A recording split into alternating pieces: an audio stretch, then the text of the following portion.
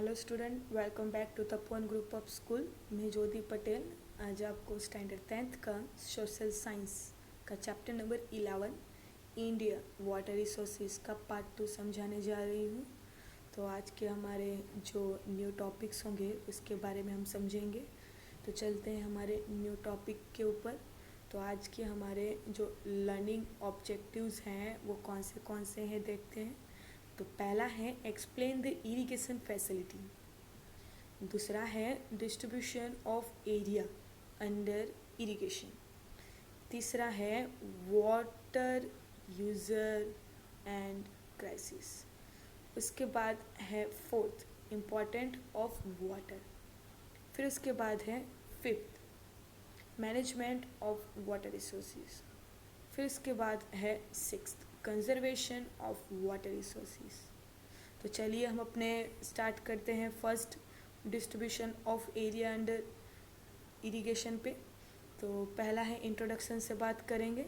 अब इंट्रोडक्शन की अगर बात की जाए तो मीनिंग ऑफ इरिगेशन सिस्टम को पहले हम समझेंगे कि आखिर इरिगेशन सिस्टम या तो इरिगेशन मेथड का मतलब क्या होता है।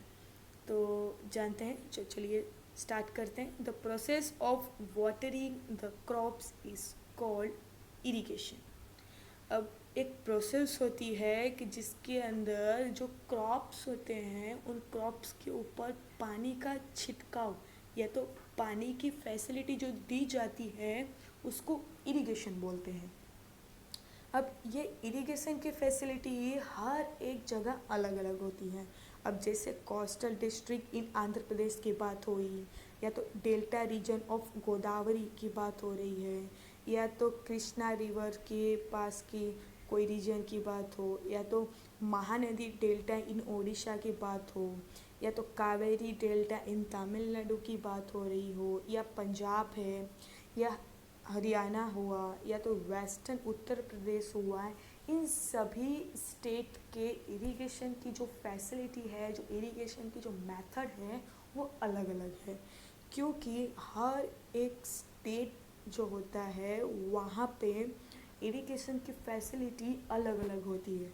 इस वजह से ये कहा जाता है कि there is a different regarding the area under irrigation in every state. हर एक स्टेट में इरिगेशन की जो सिस्टम है वो अलग अलग होती है।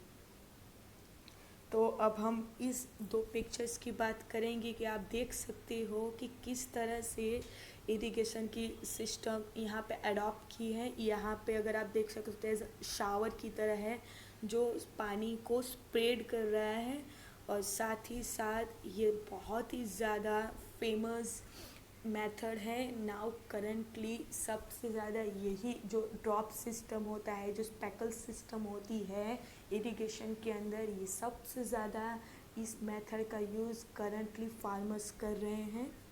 अब नेक्स्ट बात करते हैं हमारे पॉइंट्स के अंदर कि in Mizoram 7.3 area of the total area shown in under irrigation. अगर हम मिज़ोरम की बात की जाए तो मिज़ोरम के अंदर जो टोटल एरिया है उसमें से सिर्फ और सिर्फ 7.3% जितने एरिया के अंदर ही सीड्स बोए जाते हैं, या तो आप ये बोल सकते हैं कि क्रॉप्स बोए जाते हैं या तो क्रॉप्स ग्रो किए जाते हैं। इन शॉर्ट कल्टीवेशन होता है। अब जबकि वेल इट इज़ 90.8% इन पंजाब। अगर पंजाब की बात की जाए तो पंजाब की जो टोटल एरिया है उसमें 90% जितनी एरिया कल्टीवेशन या तो क्रॉप्स के प्रोडक्शन में यूज़ होता है। तो more than 40% of area of the total area shown in under irrigation in Punjab, Haryana, UP, Bihar, Jammu Kashmir and Tamil Nadu and Manipur है। अगर हम ये बात करें कि जो टोटल एरिया होता है स्टेट का, उस टोटल एरिया में से 40% से भी ज़्यादा एरिया को अगर वो इरिगेशन फैसिलिटी में यूज़ कर रहे हैं तो वैसे स्टेट कितने हैं और कौन से हैं? तो वैसे स्टेट है पंजाब हुआ, या तो हरियाणा की बात हुई, यूपी की बात हुई, बिहार है, जम्मू कश्मीर है, तमिलनाडु है, मणिपुर है। कि ये जो स्टेट अपने जितना एरिया है उस एरिया अकॉर्डिंग 40% से भी ज़्यादा इरिगेशन के सिस्टम को अपने एरिया में यूज़ कर रहा है। अब नेक्स्ट आप इस पिक्चर को देख सकते हो कि किस तरह से बीज को रोप दैट मीन्स यहाँ ग्रो किया जाता है, किस तरह से ज़मीन के अंदर इनको डाला जाता है, किस तरह से इनको बोया जाता है। तो आप ये देख सकते हो कि किस तरह से सेपरेशन है, किस तरह से लाइन टू लाइन इनको रखा जाता है, क्योंकि ये डिस्टेंस ही इनको मेंटेन करता है। अगर आप बहुत ज़्यादा पास पास में कोई भी क्रॉप्स को अगर ग्रोन करोगे या उसको ग्रो करोगे तो इससे नुकसान ये होगा कि पास पास में बोए गए सीड्स जो होते हैं वो क्या हो जाएंगे, कम डेवलप या तो कम ग्रो होंगे, और इससे नुकसान ये होगा कि आपके जो क्रॉप्स हैं वो अपना जो डेवलपमेंट है वो अच्छे से नहीं कर पाएंगे। तो आप देख सकते हो किस तरह से फार्मर्स अपने सीड्स को किस तरह से बोते हैं, और आप इसको देख के समझ ही गए होंगे कि बहुत ज़्यादा हार्ड वर्क होता है। तो चलते हैं अपने नेक्स्ट पॉइंट पे, तो समझते हैं नेक्स्ट।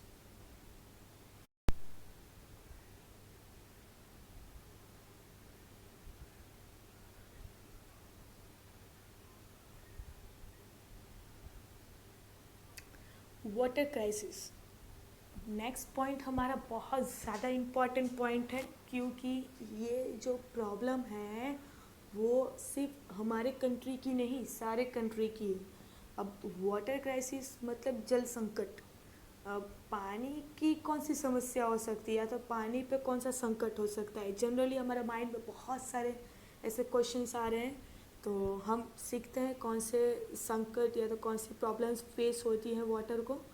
तो स्टार्ट करते हैं। तो पहला पॉइंट है water is a natural gift. अब सभी को पता है कि वाटर ना आपके घर से आया है ना मेरे घर से आया है, ये नेचुरल गिफ्ट है, ये कुदरत की देन है कि जिन्होंने हमको ये रिसोर्सेज प्रोवाइड किया है विदाउट एनी कॉस्ट। दूसरा है use of water due to increasing demand for the grains by increasing population.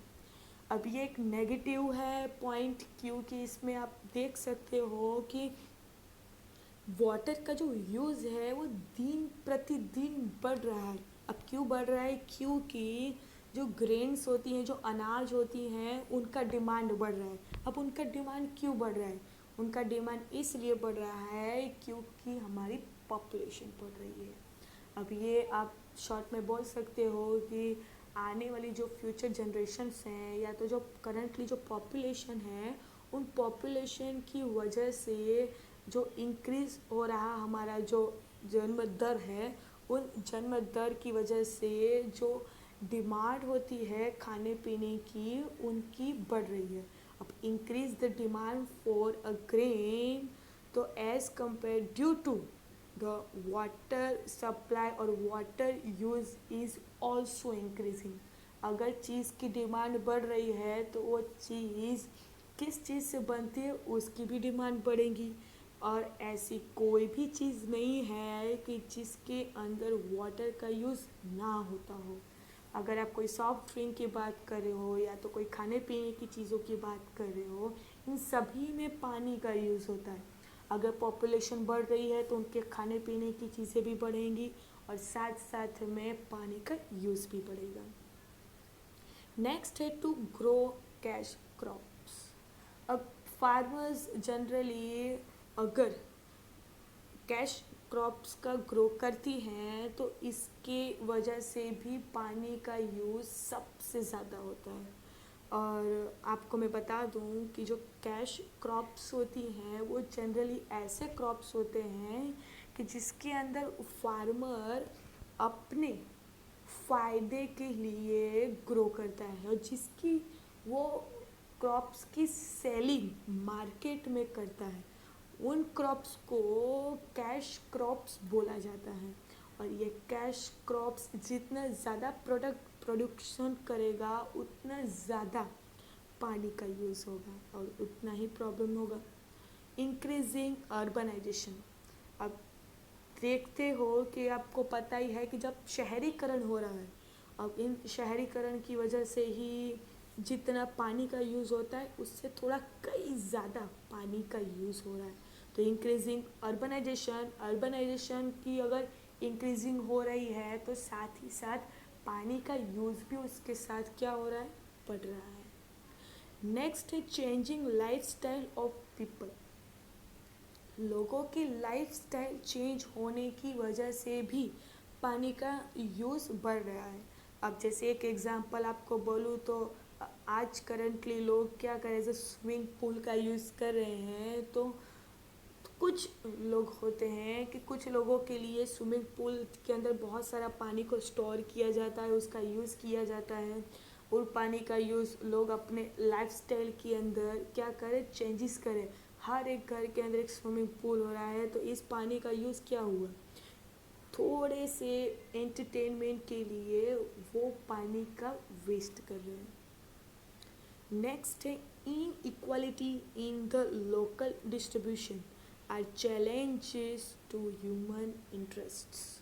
अब लोकल डिस्ट्रीब्यूशन की बात की जाए तो एक एग्जांपल दो कि जितना पानी की फैसिलिटी गुजरात में मिलती है एज़ कम्पेयर टू, अगर राजस्थान की आप बात करो तो वहाँ पे थोड़ा कम पानी की फैसिलिटी मिलेगी। क्यों? क्योंकि वहाँ पे कोई रिवर नहीं है। अब ऐसे टाइम पे जो इनइक्वालिटी होती है उसकी वजह से भी लोगों को पानी का यूज़ ज़्यादा करने को मन करता है। अब मान लीजिए कि आप ऐसे कोई एरिया से आए हो कि जहाँ पे पानी का कम से कम यूज़ होता है और आप अपना अलग जगह पे शिफ्टिंग कर रहे हो जहाँ पे पानी की अच्छी सी फैसिलिटी आपको प्रोवाइड होती है, तो हम अपने पानी की फैसिलिटी के हिसाब से फिर अपना यूज़ करना चालू कर देते हैं। नेक्स्ट है लिविंगहुड्स की अगर बात करें, जैसे रोजी रोटी के लिए आए हुए लोग कि जो एक शहर से दूसरे शहर रोजी रोटी के लिए जाते हैं, उन लोगों से भी पानी का क्या होता है, यूज़ होता है। नेक्स्ट है इम्पोर्टेंट ऑफ वाटर। अब इम्पोर्टेंट ऑफ वाटर की अगर बात की जाए तो हमारे पूरे अर्थ के ऊपर पानी है, जो वाटर है उसका कोई भी अल्टरनेटिव रिसोर्सेस नहीं है। अगर आपको प्यास लग रही है तो उसको सिर्फ और सिर्फ पानी ही बुझा सकती है और कोई भी ऑप्शन उसको बुझा नहीं सकती। तो available of the pure water is a basic need in life. अब बात की जाए कि जो प्योर वाटर है वो हमारे जो लोग हैं उनके लिए वो बेसिक नीड है। क्योंकि अगर आप इनप्योरीफाइड वाटर अगर लेते हो तो इससे भी आपको कई ऐसी बीमारियां हो सकती है। तो आप ये कह सकते हो कि प्योर वाटर की वजह से ही आपका लाइफ है वो अस्तित्व में है। अगर आप इनप्योरीफाइड वाटर पीते हो तो उसकी वजह से कई ऐसी जानलेवा बीमारियां हो सकती है कि जिसकी वजह से हमको अपनी जान भी गंवानी पड़ सकती है। तो there is a large difference between the demand of water and its supply. अगर हम डिमांड और सप्लाई की बात करें कि जितनी पानी की मांग है उसके हिसाब से उसकी सप्लाई कैसी है, बहुत ही अलग। डिफरेंट इस वजह से है कि पीने वाला प्योर पानी बहुत कम है और ये अलग अलग स्टेट वाइज अलग अलग डिस्ट्रीब्यूट है। कहीं कोई भी हो सकता है, कोई भी स्टेट के अंदर कहीं पे पानी ज़्यादा अवेलेबल हो, कहीं पे कम हो। तो ये जो अलग अलग डिस्ट्रीब्यूशन हुआ है पानी का, उसकी वजह से भी हमको ये इफ़ेक्ट कर सकता है। ये कुछ नेचुरल है कि आपके लिए जानने जैसा कि water is of major important to all living things. सारे जीव को जीने के लिए पानी बहुत ज़्यादा ज़रूरी है, क्योंकि हमारे जो बॉडी है उसके अंदर 60% of the human body is water. 60% जितना जो वो हमारा जो बॉडी है उसके अंदर पानी होना ही चाहिए, या तो पानी ही है। अगर इस पानी की कमी हुई तो डिहाइड्रेशन की वजह से लोगों को हेल्थ प्रॉब्लम भी आती है। अब नेक्स्ट बात करते हैं, without food human beings can be survive for many days. अगर हम खाने पीने की बात करें तो खाने पीने को अगर थोड़े दिन नहीं मिलेगा तभी भी इंसान सर्वाइव कर सकता है। बट अगर वाटर की बात हो रही हो तो water is such an essential element that without water he can not. अगर वाटर की बात की जाए तो पानी के बिना नहीं रह सकता। कुछ पल तक अगर व्यक्ति खाए ना खाए बिना रह सकता है तो पानी के बिना नहीं रह सकता। Without water they can not survive.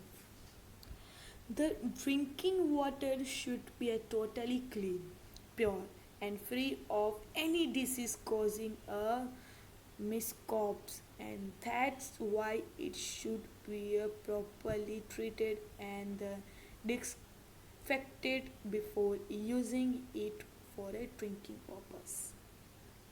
अब इसमें ये बोल रहे हैं कि हमारे लिए जो पानी पीने लायक होता है, जो शुद्ध होता है, जो प्योर वाटर होता है, वो किस तरह का होना चाहिए।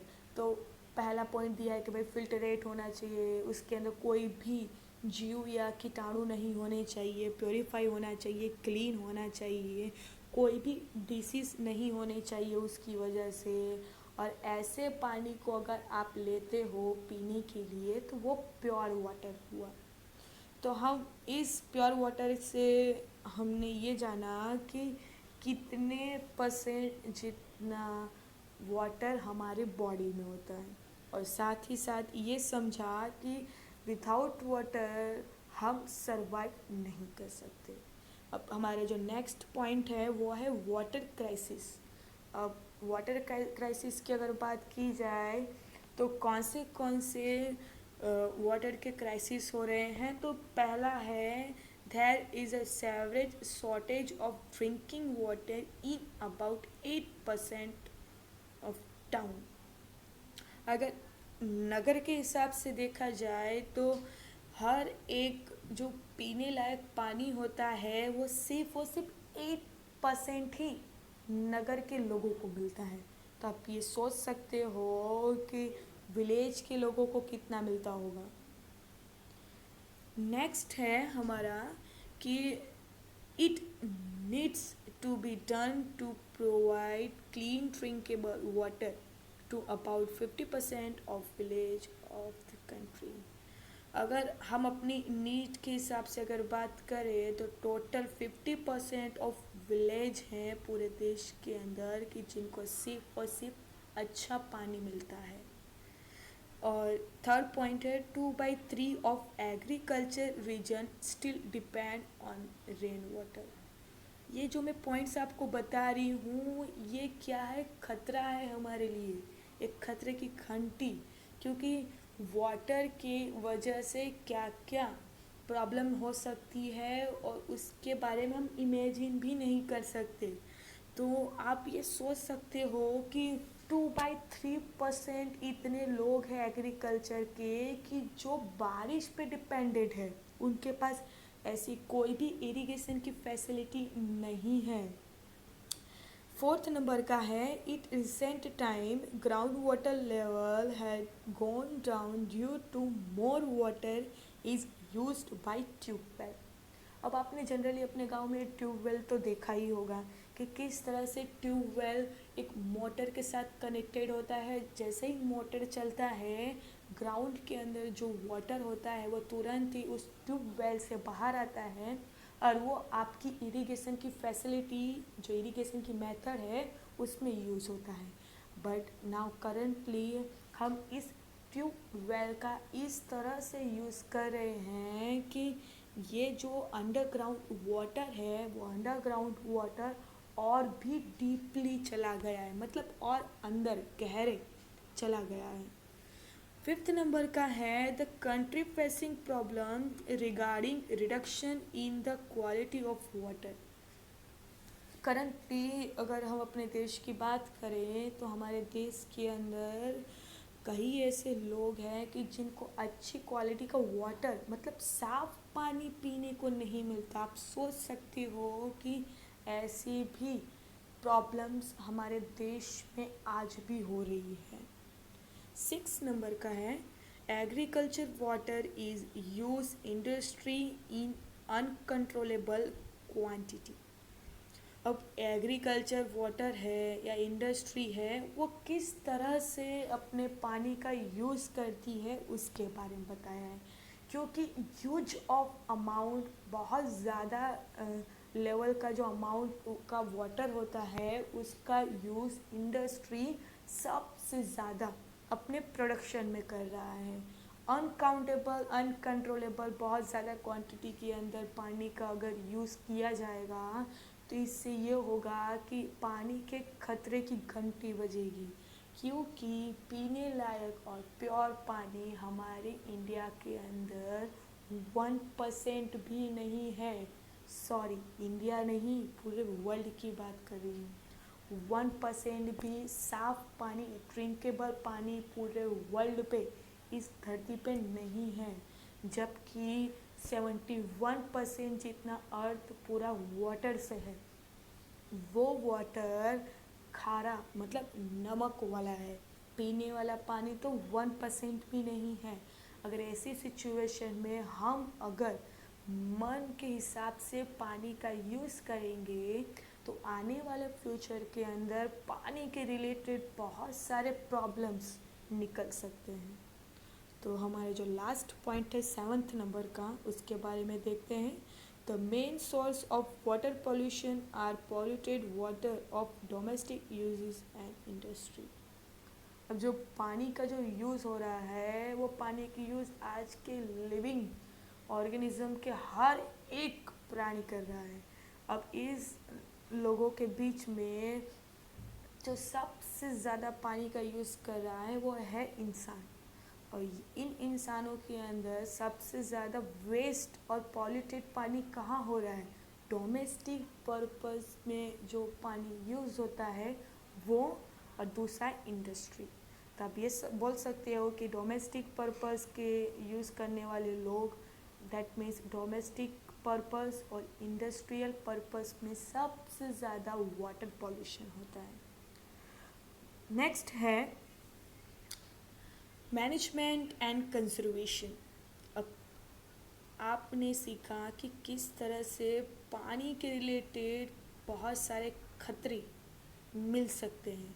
तो अगर हम पानी को बचाना चाहते हैं तो किस तरह से पानी को आप मैनेज करोगे, या तो किस तरह से उसको कंजर्व करोगे कि कम से कम पानी का यूज़ हो और हमारा भी काम हो जाए और पानी का वेस्ट भी ना हो।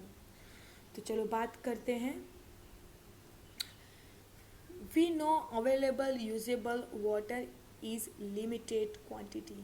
हम सभी को पता है कि जो अच्छा पानी या तो यूजेबल पानी है वो बहुत ज़्यादा लिमिटेड लेवल या तो मात्रा में है। दूसरा है there is a problem if water pollution.